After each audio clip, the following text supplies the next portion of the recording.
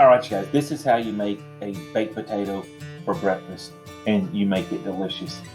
I got this poached egg on there, and you don't have to do that. But this is a smoked pork loin that I did. It smoked for 4 hours on the charcoal grill, and I've just had it in the refrigerator. Cut it up, add a little barbecue sauce.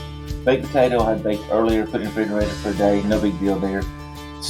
Scooped it out, put some butter on it, heated it up, and then put it back in just to make it easier to eat. Then put the pork on it with the barbecue sauce. Now comes a few chopped up scallions or onions, whatever you want to call them, and then some grated cheddar cheese. Go ahead and put that in the oven, preheated oven at 400, but then broil it for about 3-4 minutes until it all gets melted on top. But go ahead and preheat that at 400 before you put it on broil, so it heats everything up really good. Take it out, and this is